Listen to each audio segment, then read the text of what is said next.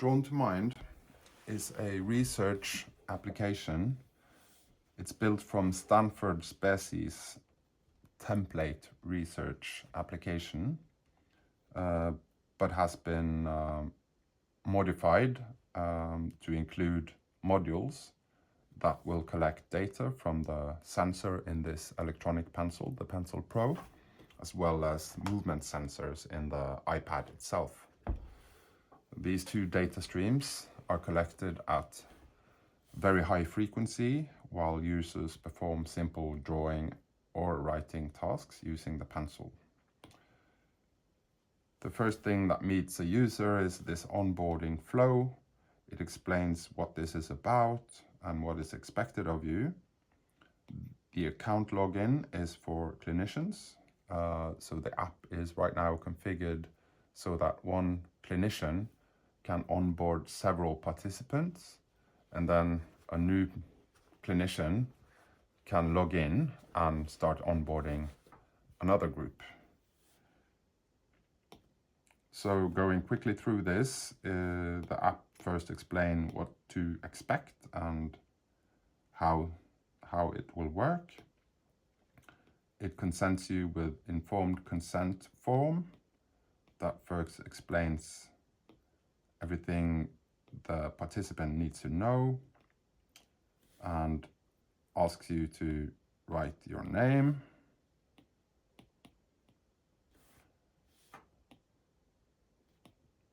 and sign it. I will answer here. This is just a simple onboarding questionnaire asking about age, gender, handedness, and experience with drawing and iPad use.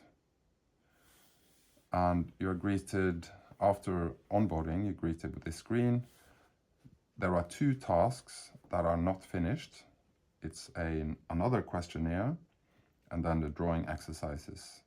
The questionnaire is easily configurable to ask anything of participants and can also be skipped if this is seen as not useful. But the main part of my app development is developing these drawing exercises. So it's I've defined a 6-task test battery, and all of the tasks are modeled from drawing tasks, often used in cognitive assessment today in the clinical practice. So I'm sure you'll recognize some of these tasks, and by modeling them on cognitive assessment methods while collecting all of the sensor data that is produced by doing the tasks, we are then creating a situation where users can do the cognitive assessment drawing tasks while we collect all of the data that defines the movement used to produce the drawings. So let me demonstrate. I will start the drawing exercises here. First explains what to expect and how many exercises. I'll start them by pressing the big button. And this is the first of 6 tasks, cube copy. I'll press let's begin. I'll start drawing a cube here.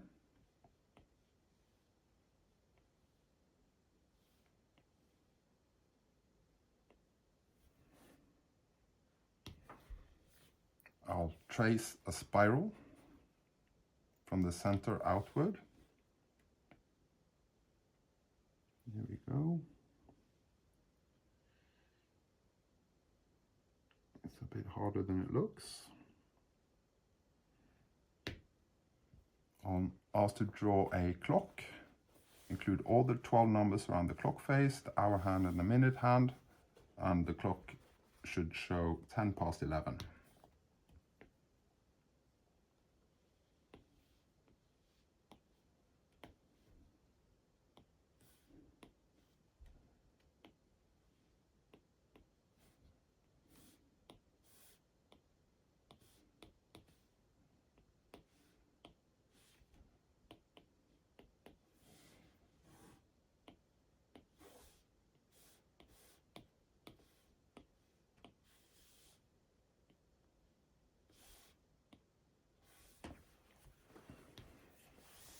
These are the trail making exercises. There are 2 of them. This is trail making A. We are just connecting circles in ascending order from 1 to 25. Starting here. Where's number 3, 4, 5, 6, 7, 8, 9, 10.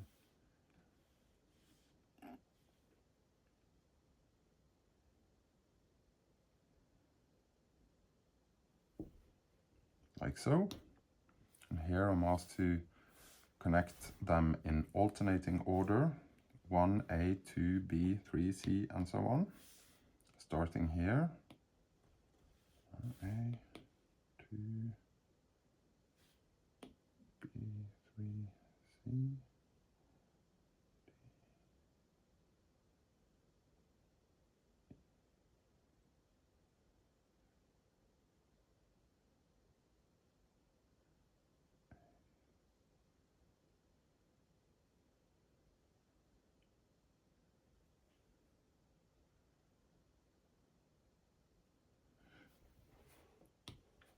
And then the last one is a memory recall test. This one is modeled from the Ray Ostrich complex figure, and Kim et al. In 2020 developed a simplified version designed for elderly users. So you're asked to look at this figure for 60 seconds and then redraw it from memory when the figure disappears. This is exercise 6 out of 6.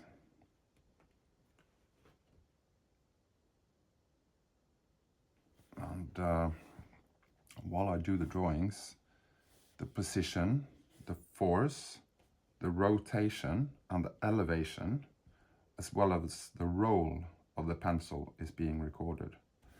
The iPad also records from the accelerometers, the gyroscope, and the magnetometers, so that 3-dimensional movement can be, reconstructed post hoc.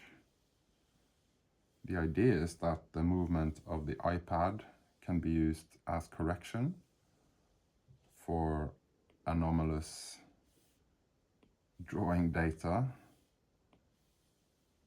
to check for environmental disturbance,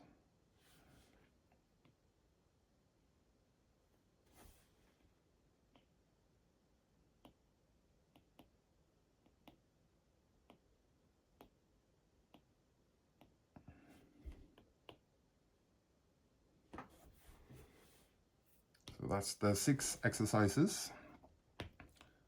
Then this is stored as a multivariate time series data object with the pencil data arriving at 240 Hertz, the iPad movement data arriving at 100 Hertz, and the hover movements, meaning the movements directly above the screen, is measured at 60 Hertz. And all of this data is then aligned to the same timeline and enables time series analysis as well as anomaly detection. Hopefully, by collecting data during a 3-year PhD project, the data will allow us to identify classifying identifiers for different types of dementia disease or healthy controls, or it might, it might help classify different diseases, or it might even help clinical decision support processes if we are successful in identifying these digital biomarkers. Of course, we are collecting a lot of data. So I think there are 6 or 7 sensors here with 240 samples per second. During a minute, that's thousands of samples, and then there is 100 samples each second from the iPad itself. So this adds up to a lot of data, and the fidelity is quite high. There is a 4 millisecond latency between the sensors arriving from the pencil until it's recorded into the application. And measured timing drifts on these two streams from the iPad and the pencil is actually less than 1 millisecond. And a few samples are dropped during all of this data collection, but that amounts to less than 1%. And the longest gap is below 25 milliseconds, so a quarter of a second.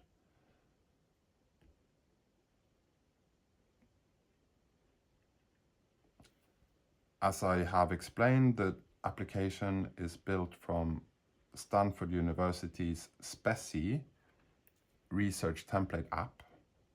And that means that most of the application and how it works is provided by Spezi and is sort of ready-made to be configured or put together and configured. And then I've added 3 modules, one for recording the pencil data, one for recording the device movement data, and an additional one that simply runs a millisecond clock that both sensor streams subscribe to, so that after collection we can measure the timing drifts and the accuracy of both of those streams. And when we do, the drift is very minimal and manageable.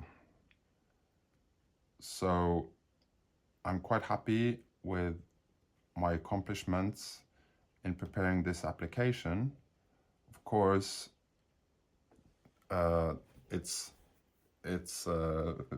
filled with assumptions about how the application should work and what data should be collected and how the tasks should be designed.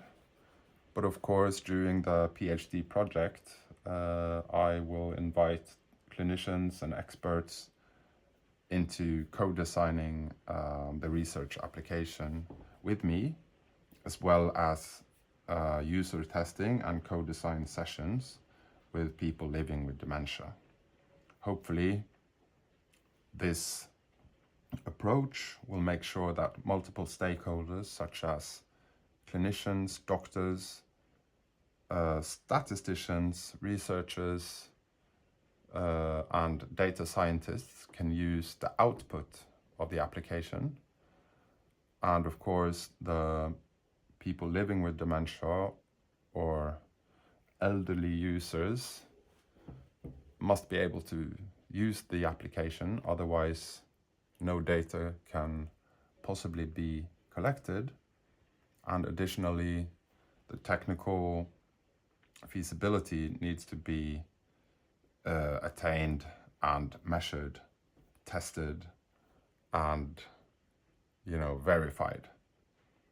And on the latter, I've come quite far. I can show fidelity data, what has been collected over how many sessions, and the mean timing drifts and sampling rates and so on. But at its core, this is a open source software that has been modified with my own development to fit into the Spezi ecosystem, which is then designed for Apple frameworks. and that uses Apple's excellent encryption and data security features to protect the data that is collected. So a new user will be pseudonymized at onboarding. We will ask for a few control variables such as age and gender, but the user is anonymized using a unique user ID, and the pairs of user IDs with real identities is kept in an encrypted storage, and when the iPad is locked, there is literally no way to access that data. It is encrypted using SHA-256, so it'll take years and years of heavy computation, and it's virtually impossible. So that means that the user data is protected with GDPR, Article 9, and within the health regulation and health laws and regulations in Norway. And the drawing data, even if the user is pseudonymized, the data packages are considered re-identifiable. So the collected data from the drawing exercises are also kept in encrypted storage. That concludes my demonstration. It's quite a simple app. It's configurable to have different drawing exercises and questionnaires. Researchers or clinicians can configure the application to work with different different sensor collection routines, and it can even be configured to leave the iPad with a participant for longitudinal measurements. So this is a schedule. I've just solved both my tasks, but if the app is configured that way, I'll be asked regularly to perform the same tasks, and I can collect data from the same participant over weeks.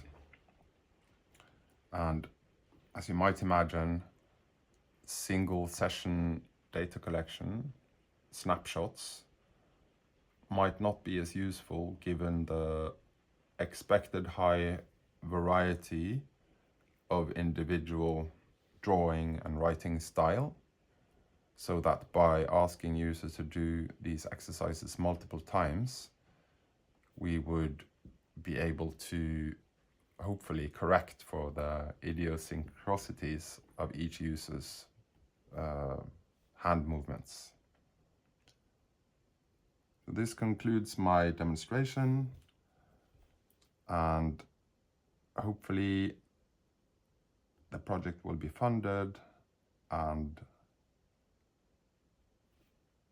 data collection can start from real participants embedded in a local memory clinic already from next year. Thanks for your time.